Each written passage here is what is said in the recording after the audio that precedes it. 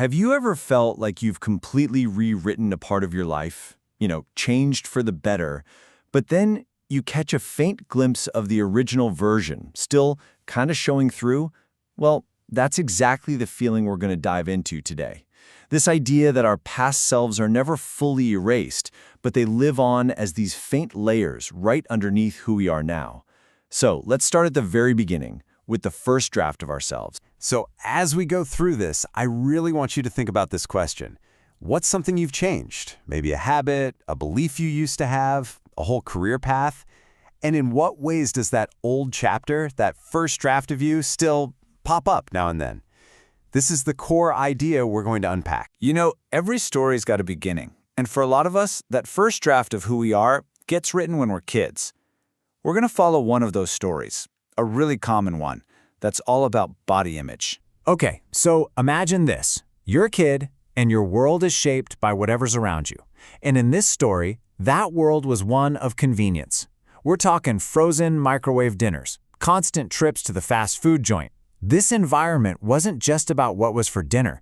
It was basically writing the first chapter of this person's story about health and their body. And think about how just a few words can change absolutely everything. Being a chubby kid might not have been a big deal, not really, until the teasing started. Being called names like the Pillsbury Doughboy, getting your stomach poked. When you're young, that stuff doesn't just hurt, it leaves a mark. It actually carves itself right into your sense of who you are. And here's what happens next. That early pain, it didn't spark some big health kick. No, it actually led to a downward spiral. It cemented this really unhealthy relationship with food, and, well, it just brought on a period of bad times.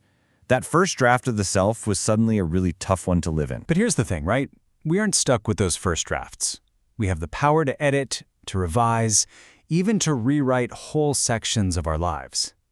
And that brings us to the next part of this story, the active, and let's be honest, often really difficult process of making a change. Transformation is almost never a straight line. It's more like a long, winding road. So after that original text was written back in childhood, there were years of struggling, trying to get fit in that same challenging environment, but it just wasn't working. And then, a breakthrough, realizing the environment itself was the thing that had to change. Finding a real gym. That led to today, and to being in the best shape of his life. But here's the twist. After all that work, all that rewriting, the story isn't quite over. A stray reflection in a shop window, a certain angle in a photo, and for just a split second, there he is again, the old self. It's like a fleeting ghost from that very first draft. This experience, seeing a past self kind of lingering just beneath the surface of who you are today, it is so universal that there's actually a name for it. It's a concept that perfectly, beautifully captures this feeling of being a living, breathing revision of yourself. And that name is Palimpsest. So originally, this word described these old manuscripts where they'd scrape off the ink so they could write on the parchment again. But the thing is, the scraping was never perfect. You could always see these faint traces of the old writing underneath. And metaphorically, it's anything that has these different layers, all visible just under the surface. Sound familiar? So let's just lay it all out using our story. You've got the original text, right? That's the past self, written in childhood, shaped by teasing and unhealthy habits. And then you have the rewritten text. That's the present self, fitter, healthier, a totally new life. But just like a real palimpsest, that original text, even though it's been erased, is still faintly visible. So, okay, if the past never fully disappears, is that a bad thing? Does that mean you failed? No, not at all. In fact, what if those lingering traces aren't a flaw, but are actually a beautiful sign of your progress? Think of it like this. You're a potter, and your life is the clay. You decide to reshape this vase you're making into something totally new, something stronger. But as you work the clay, some faint marks of that old design stay etched in there. Are those marks a failure? No way. They are proof of the transformation.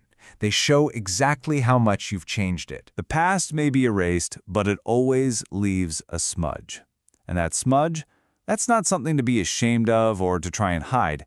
It's the evidence. It's the receipt that proves how much hard work you've put in and just how far you've come. So, I'll leave you with this thought.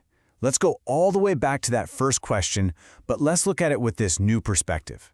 Start looking for the palimpsests in your own life. And when you see those faint traces of your old self, don't see them as ghosts to be scared of.